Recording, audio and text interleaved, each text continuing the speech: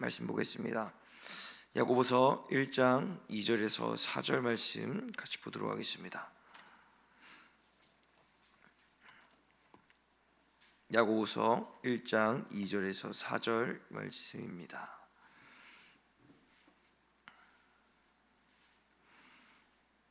야고보서 1장 2절에서 4절 말씀 한 목소리로 합독하도록 하겠습니다. 같이 읽겠습니다. 시작. 내 형제들아, 너희가 여러 가지 시험을 당하거든 온전히 기쁘게 여기라. 이는 너희 믿음의 시련이 인내를 만들어내는 줄 너희가 알미라. 인내를 온전히 이루라. 이는 너희로 온전하고 구비하여 조금도 부족함이 없게 하려 함이라. 아멘. 자, 오늘은 야고보서 1장 2절에서 4절 말씀을 통해서 시험을 인내로 승화할 수 있는가라는 제목을 함께 말씀 나누도록 하겠습니다. 야고보서 전체를 봤을 때 가장 강조되는 것이 있는데 바로 행함입니다. 이 행동이 드러나는 신앙이야말로 진정한 신앙임을 야고보서에서는 밝히고 있습니다. 그렇기 때문에 야고보서의 저자 야고보는 야고보서를 통해서 말씀을 행하는 자가 되라, 믿음이 있어도 행함이 없으면 무슨 유익이 있는가라고 표현하며 행동을 계속해서 강조하고 있음을 볼 수가 있습니다. 그렇다 보니 믿음이 행함보다 상대적으로 덜 강조되는 것을 볼 수가 있습니다. 가치를 행함에 둠으로써 이 믿음을 가치 있게 여기지 않는다는 의견도 존재했습니다. 대표적인 인물이 종교개혁의 중심 인물이었던 루터였습니다. 루터는 행함을 과도하게 강조하고 있는 이 야고보서를 지푸라기 서신이라고 말하며 라틴어로 기록된 성경을 루터가 독일어로 번역을 할 때 야고보서를 아예 생략하기도 했습니다. 그러나 야고보서의 내용을 보면 행함을 강조하고 있긴 해도 믿음을 배제하고 있지는 않습니다. 오히려 믿음과 행함을 연결해서 이 믿음이 있는 자들에게는 반드시 행함이 드러나야 한다는 필연적인 관계로 기록하고 있습니다. 이는 야고보서 1장 1절을 통해서 알 수가 있는데요. 한번 야고보서 1장 1절을 읽어보도록 하겠습니다. 같이 읽겠습니다. 시작. 하나님과 주 예수 그리스도의 종 야고보는 흩어져 있는 12지파에게 문안하노라. 아멘. 자, 1절을 보면은 무엇이 드러나 있냐? 바로 발신자와 수신자가 기록되어 있는 것을 볼 수가 있습니다. 발신자는 야고보 자신을 말하고 있으며 수신자는 흩어져 있는 12지파라고 드러나고 있습니다. 어떤 특정 인물이나 특정 지역을 향해서 편지를 쓴 것이 아니라 곳곳에 흩어져 있는 12지파에게 편지를 썼음을 우리는 알 수가 있죠.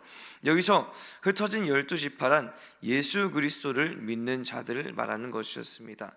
그러니까 유대인 중에서도 그리스도인들을 말하는 것이죠. 그러므로 편지를 받는 사람들은 이미 그 안에 예수 그리스도에 대한 믿음이 존재했던 사람들이었습니다. 이 내용을 다시 정리하자면 야고보서는 예수 그리스도를 믿는 자나 믿지 않는 자나 상관없이 모두에게 전하기 위해서 이 편지를 쓴 것이 아니라 예수 그리스도를 믿는 자들을 향해서 쓴 편지임을 알 수가 있습니다. 그렇기 때문에 야고보가 편지를 통해서 행함을 강조할 때 이미 그 안에는 믿음이 전제되어 있음을 우리는 인지하면서 야고보서를 읽어야 하는 것이죠. 만약 그렇지 않다면 야고보서에서 강조하는 행함은 결국 당시에 바리새인과 같은 율법주의자들을 지지하고 옹호하는 것밖에는 되지 않을 것입니다. 이들은 어떻게 행동했습니까? 율법에 기록되어 있는 대로 철저하게 행동을 했습니다. 믿음이 전혀 들어가 있지 않은 상태로 말이죠. 자, 이제부터 2절 말씀을 같이 보도록 하겠습니다. 오늘 본문 2절 말씀입니다. 같이 읽겠습니다. 시작. 내 형제들아, 너희가 여러 가지 시험을 당하거든 온전히 기쁘게 여기라. 아멘. 자, 2절을 보면 야고보는 시험을 당할 때 온전히 기쁘게 여기라라고 말하고 있습니다. 특별히 이 시험을 당할 때 이 부분을 보자면 우리가 NIV 성경을 통해서 보면은 조금 더 세밀하게 볼 수가 있는데 NIV 성경에서는 앞에 whenever를 사용한 것을 볼 수가 있습니다. 이 말인즉슨 이 시험을 당할 때라는 것은 그것이 2번이든 3번이든 반복해서 일어나든 시험이 찾아올 때마다 기쁘게 여기라는 뜻을 담고 있는 것입니다. 시험을 한 번 당하는 것도 벅찰 때가 있는데 그것을 두 번, 세 번, 아니 계속해서 당하라는 것은 너무나도 가혹하게 느껴질 때가 있습니다. 여러분도 그런 경험이 있으실 것입니다. 어떤 일을 하려고 호기롭게 시도했는데 한 번 실패하고 다시 하면 될 줄 알았는데 또 실패하고 또 실패했던 그런 경험들이 계속해서 올라오에도 또 실패하면은 아마 그것들이 뭉치고 뭉쳐서 트라우마로 남게 될 것입니다. 그러면 다시 일어나서 다시 그 일에 대해서 도전하려고 해도 이미 겪었던 수많은 실패의 트라우마들이 이 능력을 100% 끌어올리지 못하게끔 막는 것을 우리는 경험했을 것이죠. 당시 상황도 이와 비슷했습니다. 아시다시피 이 초창기 기독교는 국가적인 박해가 있던 시기였습니다. 믿는 자들이 사회적으로 고난과 어려움을 겪었으면 물론이며 기독교를 제지하기 위해서 누명을 씌워서 수많은 그리스도인이 학살당하기까지 했습니다. 예수 그리스도를 믿는다는 것은 목숨을 걸어야 했던 것이죠. 이런 박해의 시기가 계속해서 이어지다 보니까 믿는 사람은 당연히 위축될 수밖에 없습니다. 계속되는 위기의 나날 때문에 자신들이 올바로 믿음을 이어가고 있는지조차 알지 못하는 혼란스러운 상황이 당시의 상황이었다는 것이죠. 그렇기 때문에 야고보는 시험을 당하는 것에 위축되지 말고 기쁘게 받아들이라고 말하는 것입니다. 왜 그렇습니까? 이들이 가지고 있는 믿음이 진짜 믿음이기 때문이었습니다. 지금 받고 있는 고통과 어려움은 그 안에 신실한 믿음이 있음을 반증하고 있는 것이라고 말하는 것이죠. 여기에 더해서 야고보는 사회적으로 박해를 받고 어려움을 받는 사람뿐 아니라 다른 한 부류의 사람들을 대상으로 말하고도 있는데 바로 구원에 대해서 잘못 이해한 사람들이었습니다.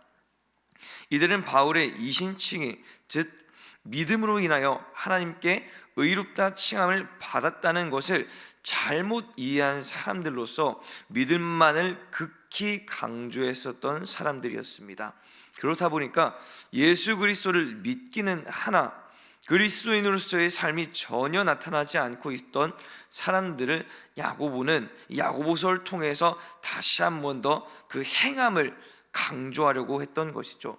오늘날도 이런 사람들 어렵지 않게 볼 수 있습니다. 믿음 생활을 그렇게 오래 하며 장로 또는 권사 등 직분을 달고는 있지만 일상에서 하는 행동을 보면은 저 사람이 어떻게 교회를 다니는 사람이야? 저 사람이 어떻게 예수 믿는 사람이야? 하면서 아리송해할 때가 있을 것입니다. 믿음과 삶이 별개로 이루어지며 믿는다고는 하지만 삶에서의 적용은 전혀 이루어지지 않는 경우인 것이죠. 과연 예수님께서는 그렇게 가르치셨냐? 그렇지 않습니다. 예수님을 믿는 믿음을 회중들에게 심겨주시며 동시에 변화되는 삶 또한 제시하셨습니다.